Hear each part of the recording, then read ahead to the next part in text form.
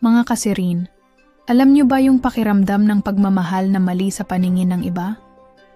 Yung alam mong hindi dapat, pero hindi mo rin kayang iwasan. Ito ang kwentong natanggap ko mula sa isang sender na hindi inaasahang mahuhulog sa taong hindi niya dapat mahalin.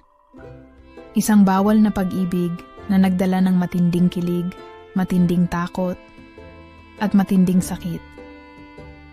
Handa na ba kayong makinig sa isang kwentong punong-puno ng lihim, tukso, at desisyon na babago sa buhay ng ating sender?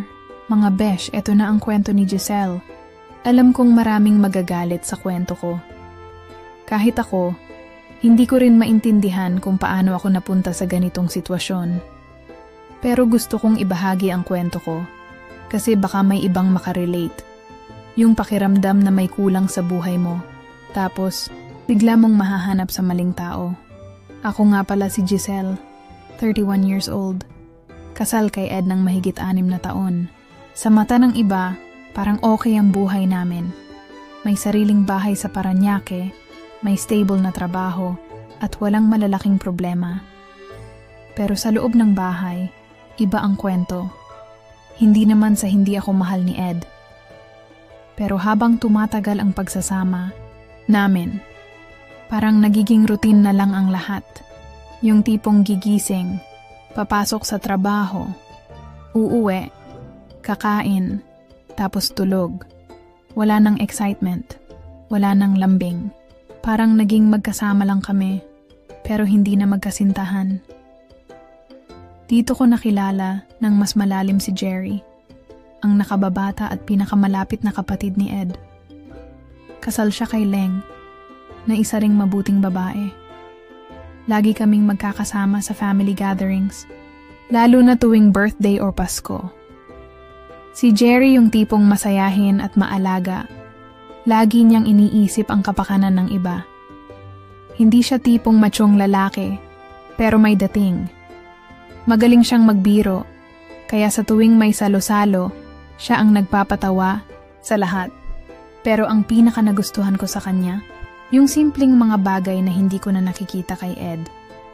Siya yung tipo ng lalaking nakikinig. Yung kahit simpleng kwento mo lang tungkol sa araw mo, interesado siya. Siya yung mag-aabot ng tubig bago mo pahingin. Siya yung nag-aalok na ihatid, kahit hindi mo naman sinabi na nahihirapan ka. At doon nagsimula ang lahat. May isang family dinner sa bahay ng biyenan ko.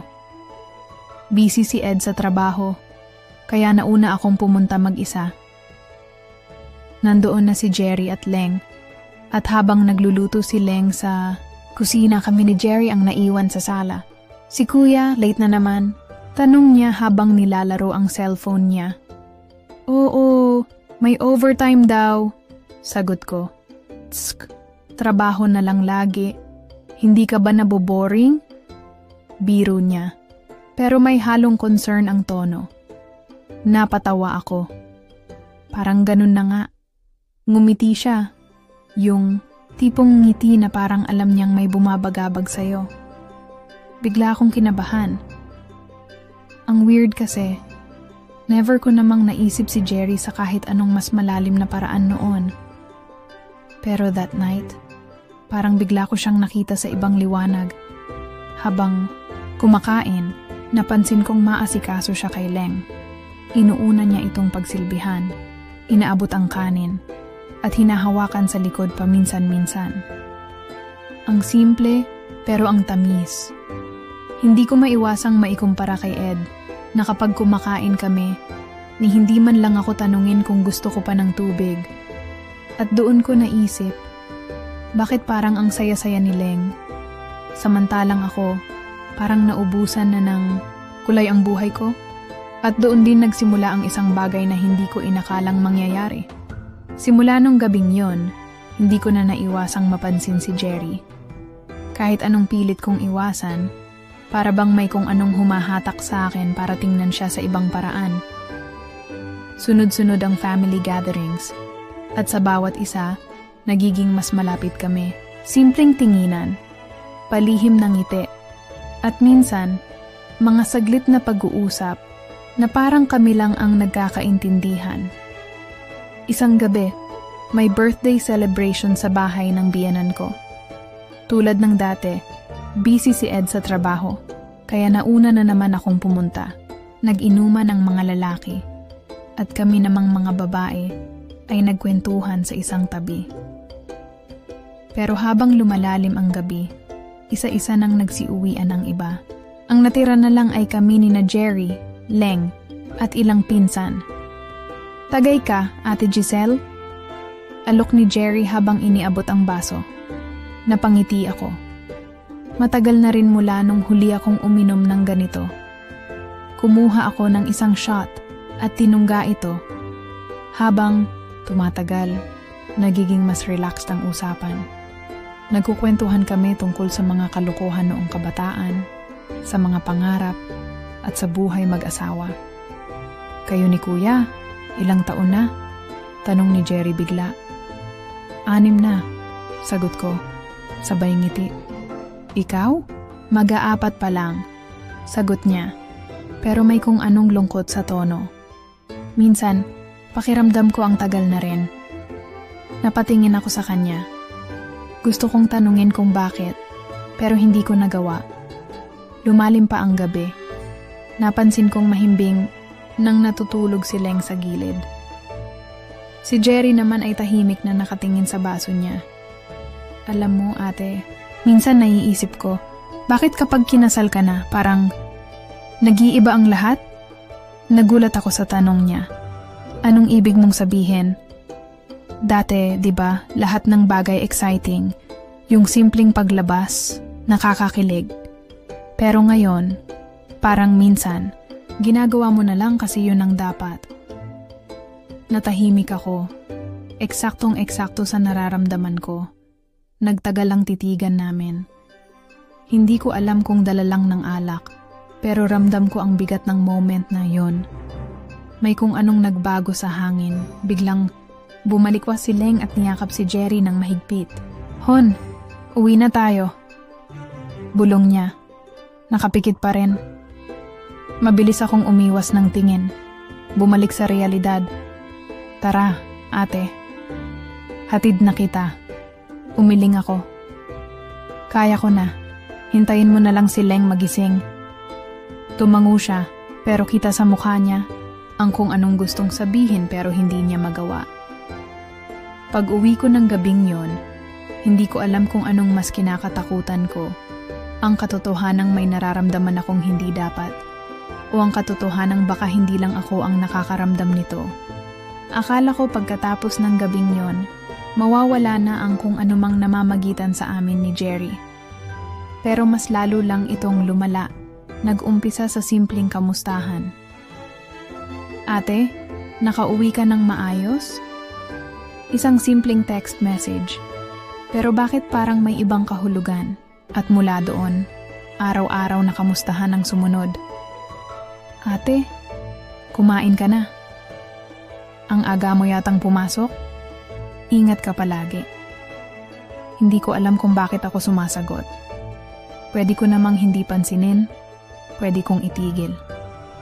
Pero sa tuwing nakikita ko ang pangalan niya sa phone screen ko, may kung anong kilig na bumabalot sa dibdib ko. Minsan, nag-uusap kami tungkol sa trabaho. Minsan naman, tungkol kay Leng at kay Ed. Hanggang sa isang araw, bigla niyang natanong, "Masaya ka pa ba, ate?" Napatingin ako sa tanong niyang yun. Hindi ko alam kung paano sasagutin. Dapat ba akong magsinungaling? Dapat ko bang sabihin ang totoo? Hindi ko alam. Sagot ko na lang. "Ako rin," sagot niya. Mula noon, nag-iba ang lahat. Hindi na lang basta kamustahan. Mas naging personal, mas naging madalas. Kung dati, palihim lang akong napapangiti sa mga text niya. Ngayon, hinihintay pa ko na talaga. Isang araw, nagkataong nasa mall ako at nakita ko siya. Hindi ko alam kung anong sumapi sa akin. Pero bago ko pa mapigilan ang sarili ko, nag-text na ako sa kanya. "Nandito ako sa mall. Gusto mong magkape?" "Sige, Give me 10 minutes. Sa unang beses sa buhay ko, pakiramdam ko parang teenager ulit ako na palihim na nakikipagkita sa isang crush. Nang dumating siya, casual lang ang datingan. Wala namang masama sa pag-inom ng kape, di ba? Pero iba ang pakiramdam, iba ang titigan. Habang nag-uusap kami, bigla niyang hinawakan ng kamay ko. Mabilis lang. 1 segundo lang siguro. Pero sapat na yun para mahulog ako ng tuluyan. Alam kong mali. Pero bakit parang wala na akong hindi ko alam kung paano nagsimula? Kung ang simpleng kamustahan lang ba ang naging daan? O ang 1 segundo niyang paghawak sa kamay ko noong nagkape kami? Pero alam kong huli, na para umatras. Mabilis ang mga sumunod na pangyayari. Nagkikita, kami ni Jerry ng palihim, mga simpleng coffee date, saglit na pagkikita bago umuwi, o minsan, kahit sa parking lot lang ng mall para lang magkausap kahit sandali. Mas naging madalas ang chat namin, mas naging malalim ang usapan. Hanggang sa isang gabi, hindi na namin napigilan ang tukso. Sabado noon, at may bigla ang lakad si Ed papuntang probinsya dahil may aasikasuhin sa pamilya nila.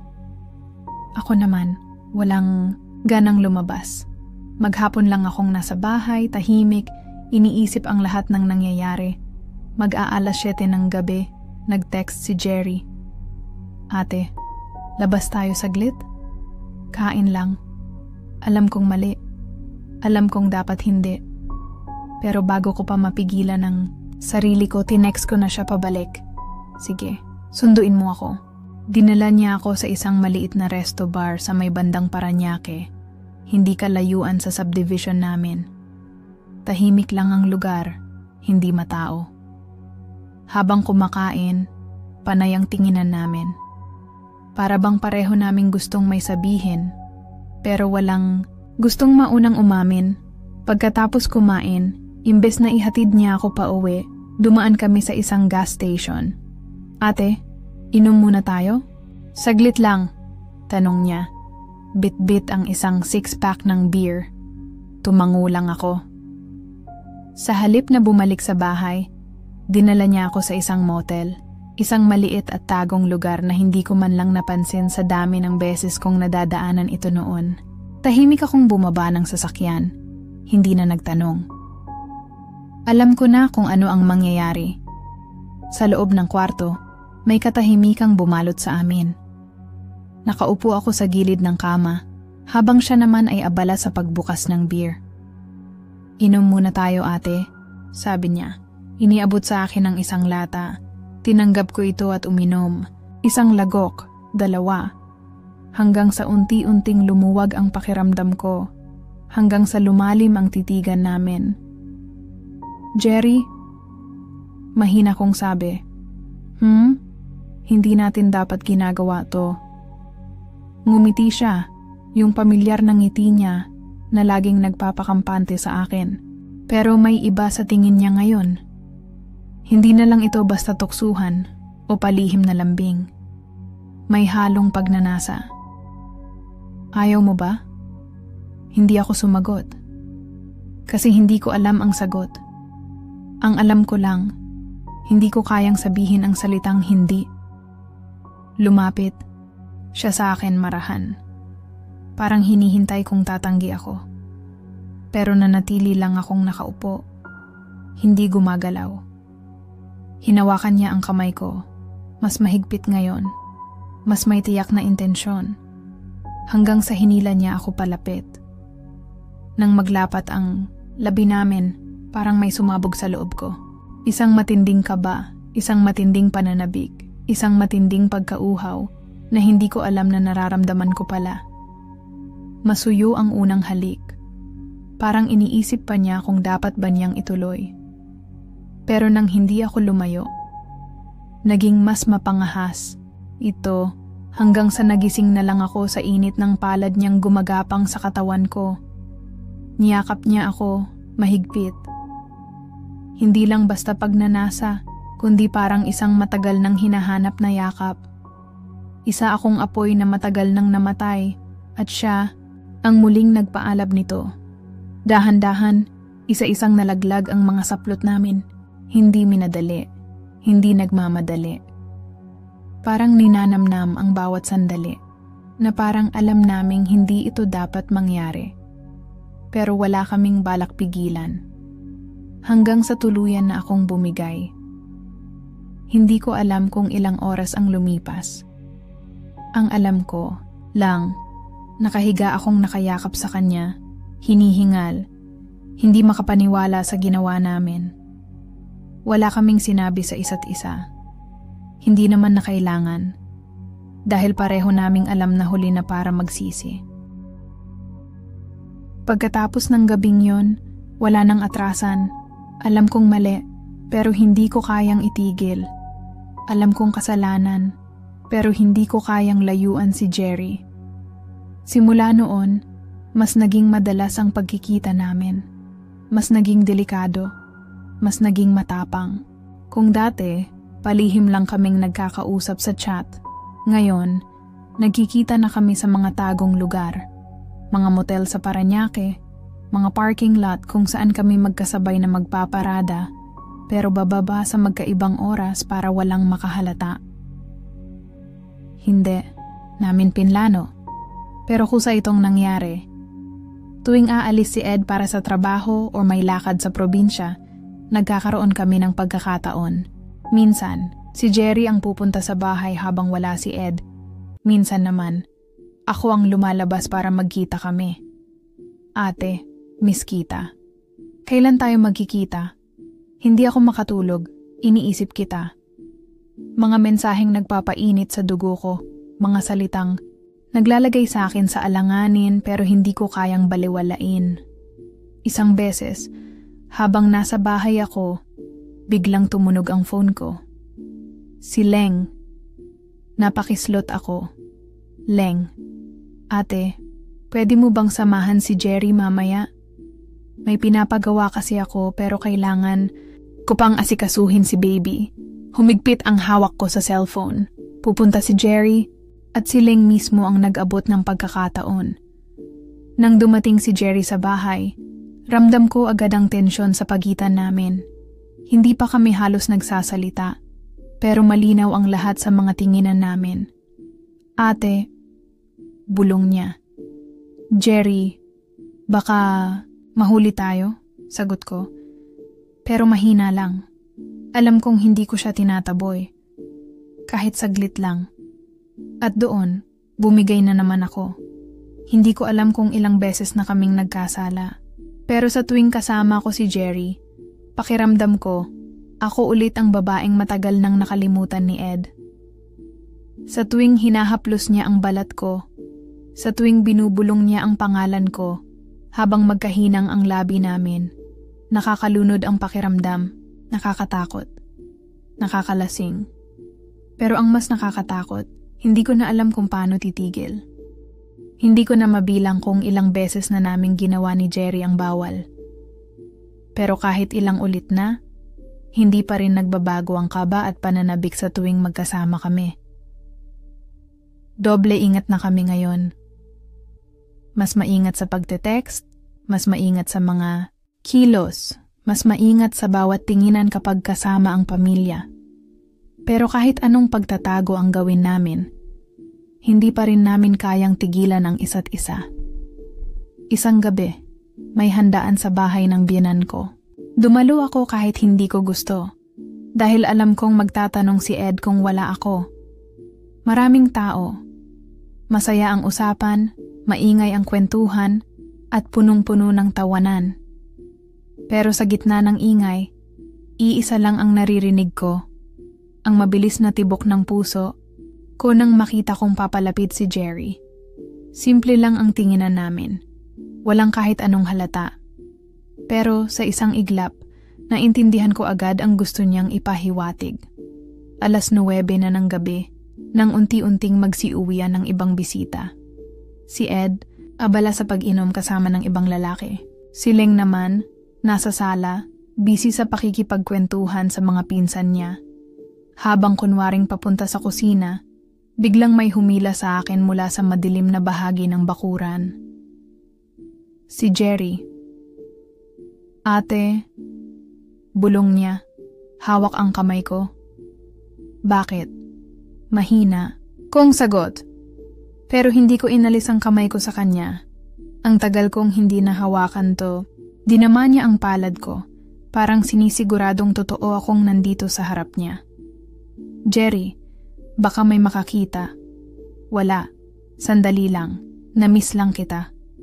Sa loob ng ilang segundo, nagkatitigan lang kami. Tahimik. Alam naming bawal.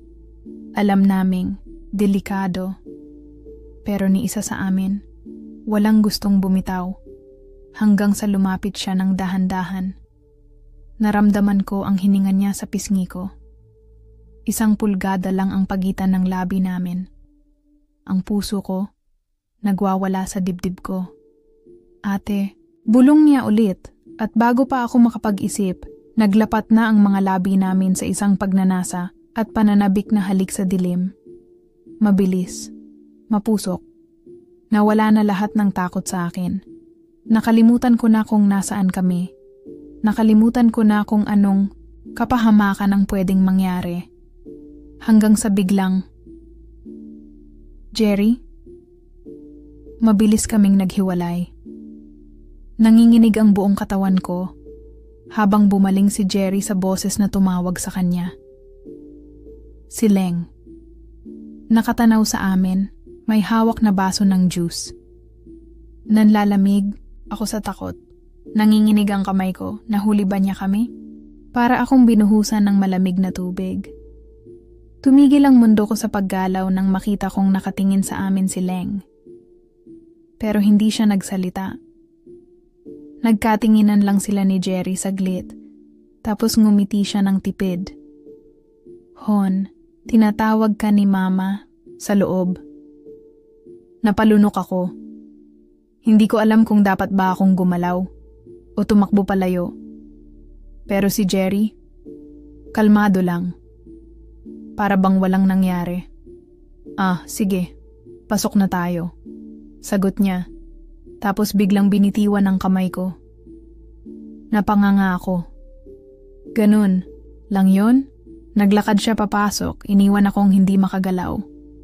Si Leng naman, tumingin sa akin sandali. Hindi galit, hindi rin nakangiti. Isang matalim na tingin lang, pero sapat na para magduda ako kung nakita niya ba ang ginawa namin. At doon ko naisip, pwedeng oo, pagka-uwi ko, hindi ako mapakali. Paulit-ulit kong iniisip ang mga nangyari. Nahuli ba kami? May napansin ba siya? O sadyang nagkataon lang na nakita niya kaming magkasama sa dilim? Biglang tumunog ang phone ko. Si Jerry. Jerry. Ate, okay ka lang? Ako. Oo. Jerry, huwag kang mag-alala. Ako. Sa tingin mo, may alam siya? Jerry. Hindi. Kung may alam siya, hindi siya tatahimik. May punto siya. Kilala ko si Leng. Kung may napansin siya, siguradong iiyak na yon. O magtatanong. O magsusumbong kay Ed. Pero wala. Wala siyang sinabi. Pero kahit anong pilit kong kumbinsihin ang sarili ko, hindi ko pa rin maalis ang kaba sa dibdib ko. Dahil simula noong gabing yon, iba na ang tingin sa akin ni Leng. Makalipas ang ilang araw, habang nasa bahay ako, biglang nag-chat si Leng. Ate, labas tayo bukas. Kape lang tayo. Natigilan ako. Bakit bigla? Hindi naman kami madalas lumabas ng kaming dalawa lang. Dumagdag ang kaba sa dibdib ko. Pumayag ako, pero habang hinihintay ang susunod na araw, hindi ko mapigilan ang isang tanong na paulit-ulit na sumasagi sa isip ko. Alam na ba niya? Hindi ako mapakali buong gabi. Hindi ko alam kung bakit biglang nagyaya si Leng na magkape kaming dalawa. Hindi ito normal. Hindi ito madalas mangyari.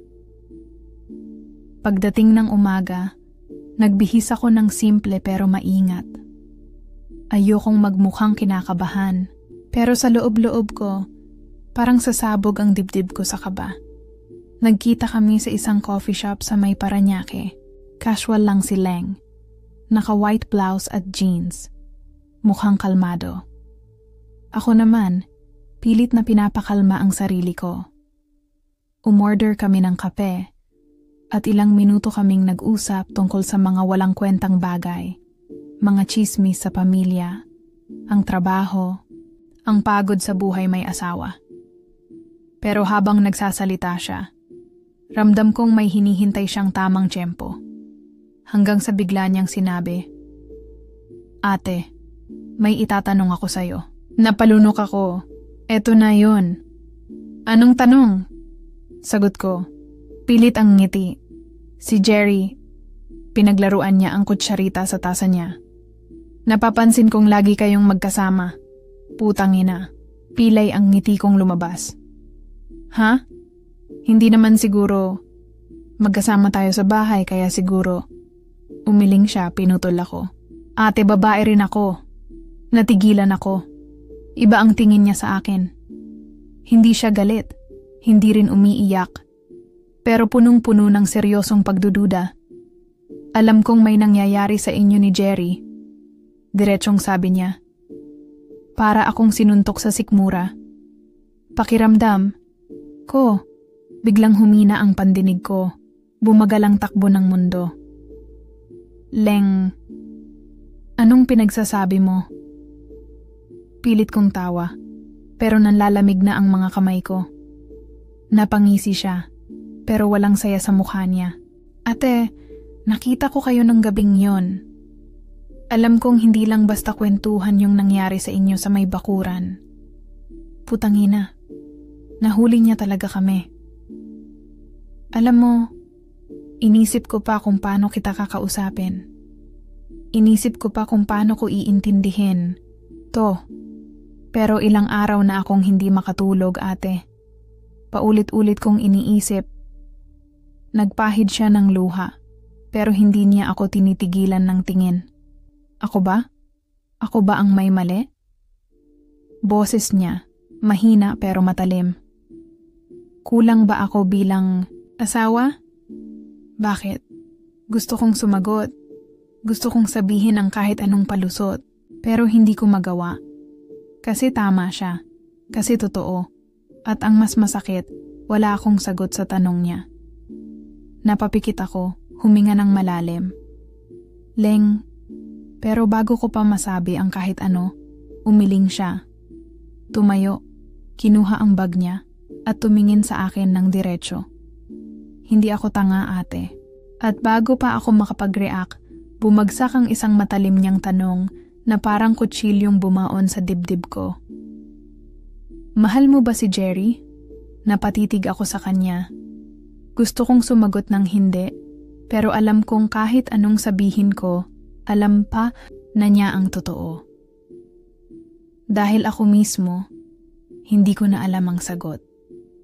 At doon, naintindihan ko, wala nang atrasan to. Pagkatapos ng pag-uusap namin ni Leng, parang binagsakan ako ng mundo. Hindi ko alam kung paano umuwi. Hindi ko alam kung paano haharapin si Ed. Hindi ko alam kung paano haharapin si Jerry. Kinagabihan, hindi ako mapakali. Magdamag akong nakatingin sa cellphone ko. Hinihintay kong magmemensahe si Leng, kung magsusumbong siya kay Ed, kung may mangyayaring eskandalo. Pero walang nangyari. Tahimik lang. Pero minsan, mas nakakatakot ang katahimikan. Kinabukasan, nagising ako sa tunog ng cellphone ko. Si Jerry. Dahan-dahan kong sinagot ang tawag. Ate, mahina ang boses niya. May kaba, may takot. Kailangan nating mag-usap. Nagkita kami sa isang parking lot malapit sa bahay. Parehas kaming tahimik noong una. Ramdam naming pareho na may mali, na may pagbabago, na hindi na ito tulad ng dati. Ano na? Tanong niya, halatang nagpipigil ng emosyon. Anong sinabi sa'yo ni Leng? Tumingin ako sa kanya. Pilit kong hinahanap sa mga mata niya ang sagot na gusto kong marinig. na kaya naming lumaban, na kaya naming ipagpatuloy ito. Pero wala akong nakita. Kasi kahit siya, takot na rin. Alam na niya, Jerry, mahina kong sabi. At hindi ko alam kung ano ang gagawin niya. Nanahimik siya. Maya-maya, hinawakan niya ang kamay ko. Tayo na lang, ate. Iwanan na natin sila. Nanlaki ang mga mata ko. Ano? Magpakalayo na tayo. Simulan natin ulit. Ayoko nang magtago, ayoko nang ganito. Mahal kita. Para akong tinamaan ng kidlat sa sinabi niya. Ang dami kong gustong itanong. Talaga bang kaya niyang iwan si Leng? Talaga bang kaya kong iwan si Ed? Kaya ba naming harapin ang gulo na idudulot nito? Pero sa kabila ng lahat ng yon, may isang bagay akong naisip. Worth it ba to? Worth it ba ang pagmamahal na sisira sa pamilya?